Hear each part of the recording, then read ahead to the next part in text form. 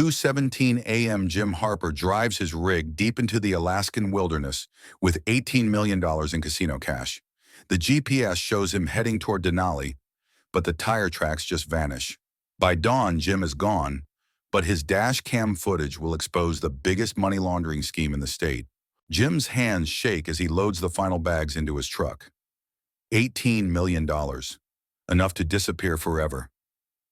The fire suppression system hisses around him, filling the casino vault with thick white foam. Rex's voice echoes through the building. "Find him!" "He's still in here." Each bag weighs 40 pounds. Pure money, stolen from criminals who eliminated his best friend Danny. His military training kicks in. Move fast, stay low, don't panic.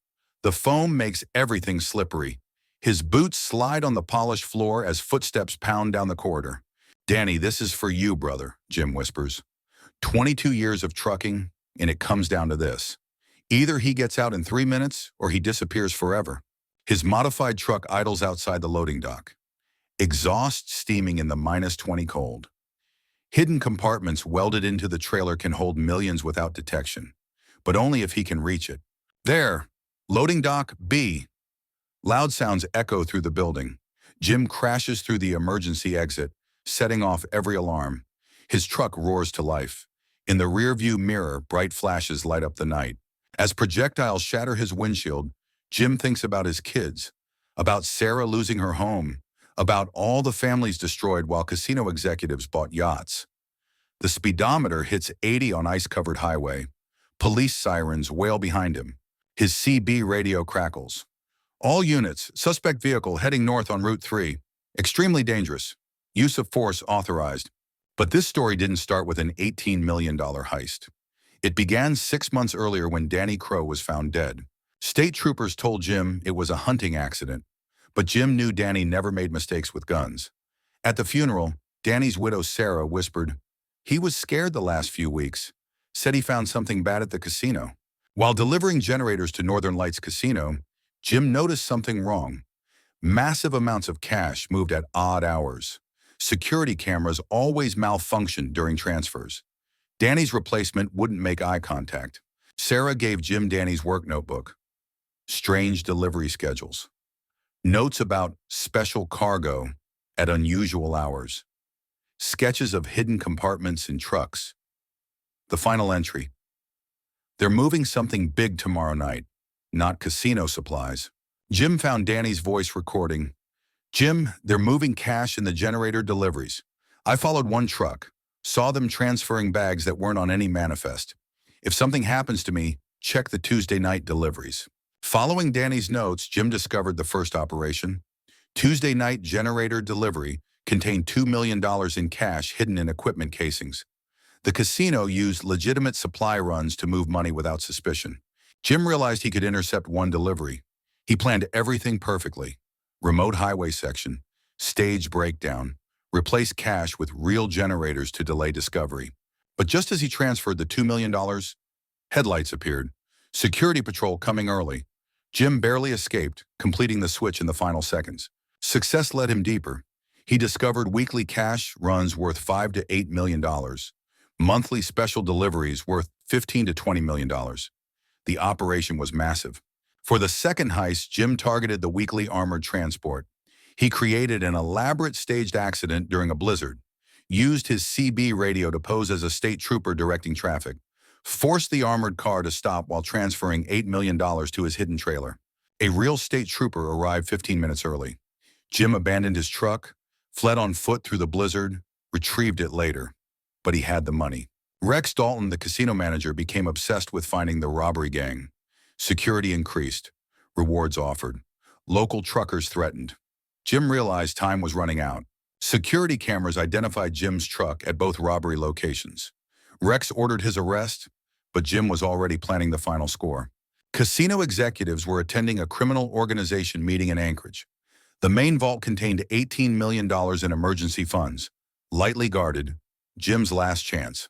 At 1:30 a.m., Jim infiltrated the casino using the service entrance. Bypassed electronic locks with stolen codes. Began transferring the $18 million to his truck.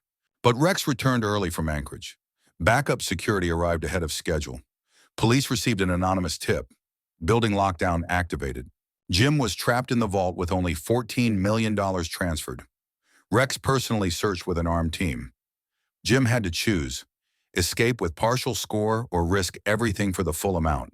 He triggered the fire suppression system for cover, used the freight elevator shaft as an escape route, crashed through the loading dock with his overloaded truck.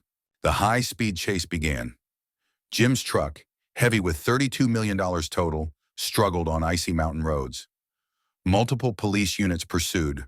Blizzard conditions reduced visibility to zero. Jim used every trick from 22 years of Alaska trucking: chained tires while driving, used engine braking on steep descents, took dangerous shortcuts through abandoned mining roads. While fleeing, his automated system released evidence to the FBI, news organizations, and state police.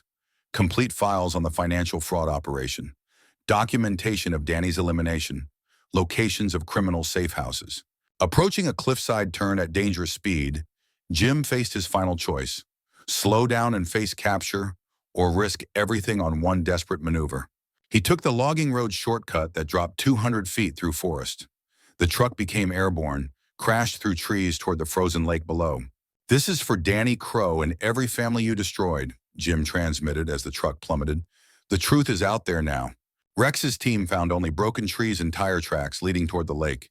No sign of Jim or the $32 million. Federal agents found the truck crashed through ice. No body recovered. Jim Harper listed as missing, presumed dead. Jim's files triggered massive arrests. Casino executives charged with financial fraud and conspiracy. Rex arrested fleeing to the Bahamas. Jim became a folk hero. Alaska trucker symbolized fighting corruption. Despite extensive manhunt, no trace of Jim was found. Anonymous tips helped agents find criminal organization assets. Truckers reported CB transmissions from Ghostwriter warning about criminal cargo. 1 year later, Jim lives in a hidden wilderness cabin. He survived by abandoning his truck before impact. He continues fighting corruption with the stolen money. Tips federal agents about criminal organization activities. Supports victim families. His daughter became a federal prosecutor. She visits Danny Crow Memorial Highway, leaving flowers and a note. "Thank you for keeping your promise, Dad." CB radio crackles across Alaska. "This is Ghost Rider to all drivers. Keep your cargo clean, your conscience clear, and remember, someone's always watching." 10-4. An unmarked truck disappears into the sunset on endless Alaska highway. Jim Harper continues his mission, protecting communities from those who would destroy them for profit. But here's what the federal agents never discovered. Jim didn't steal $32 million. He stole $47 million.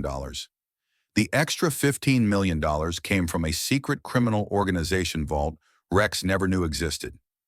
Jim found it during his final heist and decided the feds didn't need to know everything. That money now funds a network of anonymous investigators across Alaska, continuing Danny's work in ways the government never could. So here's my question for you. Do you think Jim Harper was a hero or a criminal?